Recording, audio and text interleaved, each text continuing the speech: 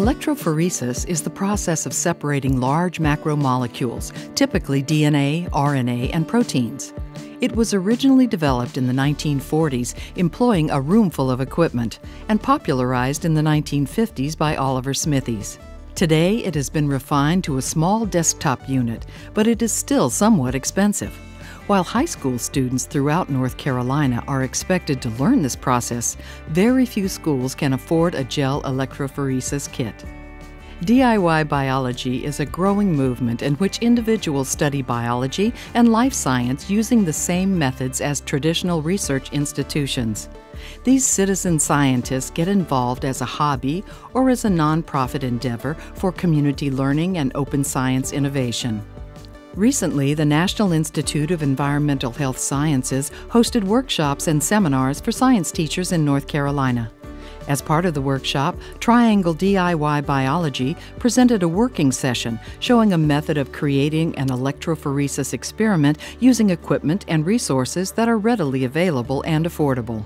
In this video, we show the details of that working session, demonstrating how to build and run a basic gel electrophoresis experiment using items that you can find around the house or purchase from any grocery store. Agar for the gel can be found in most Asian food markets. For our kit, we'll be conducting food color electrophoresis to look at the separation of food color dyes. Colored food dyes are made of small chemicals of different sizes and different charges, and like proteins and DNA, they migrate through the agar gel when placed in an electrical current at different rates. The first step is to make the gel in which our dye will migrate. In a flask, we mix 100 milliliters of water and 0.2 grams of baking soda.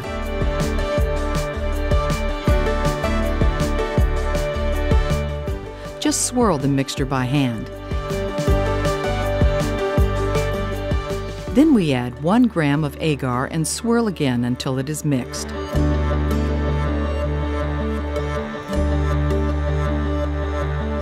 Place in a microwave oven and heat for about a minute, checking carefully that it does not boil over. Keep checking and return to the microwave until the solution is clear and not granular in any way.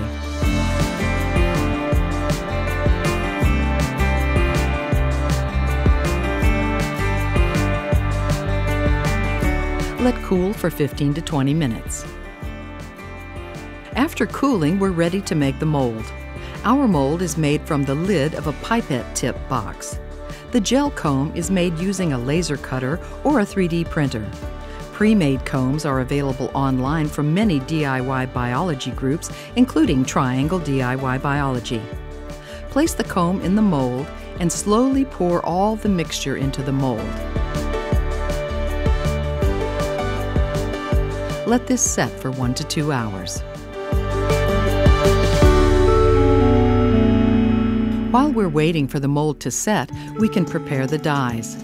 For this, we use water, corn syrup, and food dyes in a culture plate. Put some water into a beaker or any other container and place 3 milliliters of water in 6 of the reservoirs.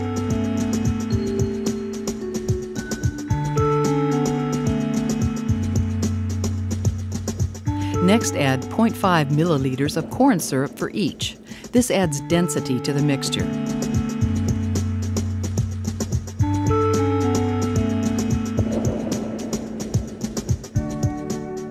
Lastly, add 2 drops of food dye. You can experiment with different combinations of color, but here we're using 4 single color and 2 mixed colors.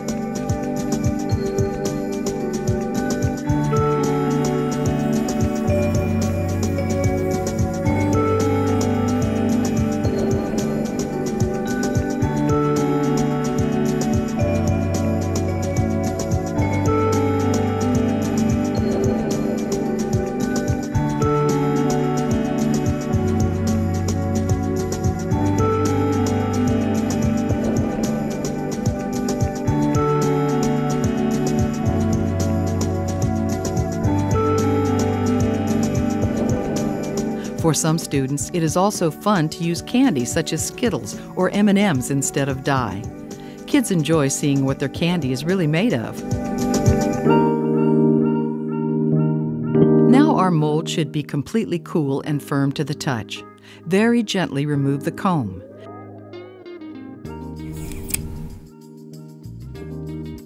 This creates 6 wells where we will load our sample mixture we just made while we were waiting for the mold to cool.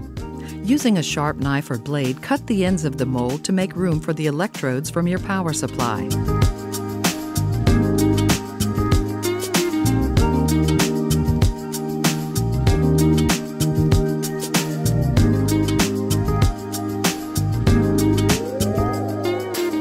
Use the spatula to remove the excess gel and discard. Keep in mind that there is nothing toxic about any of these substances.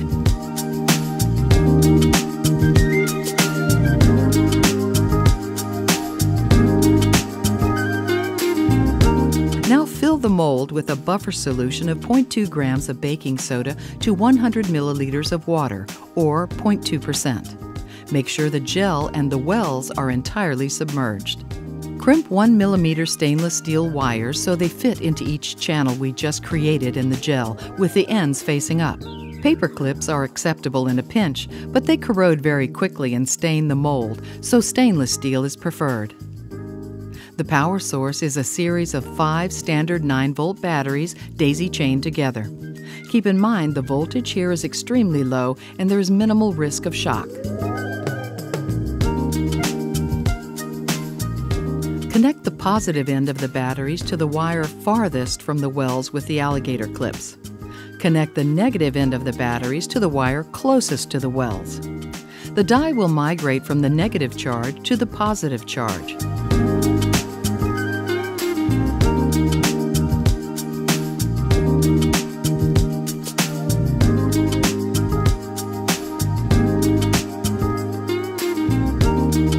Do not connect the negative end to the battery yet. This will be done after we load the dyes into the wells. Draw a few drops of your dye mixture into a pipette and load it into a well. Place the pipette into the well before releasing the dye. It's okay to overload a little since this will diffuse away during the run and won't affect the result.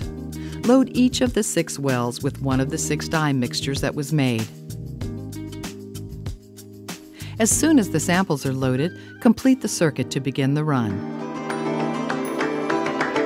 Once the process begins and the power is flowing through the mold, you will see bubbles coming off the wire. That's how you know it's working. Let it run for 1.5 hours.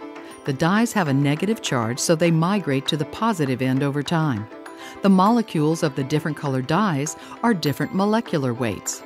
The smallest molecules moving faster through the dye than the larger ones. You can see how this separates the various colors from each well.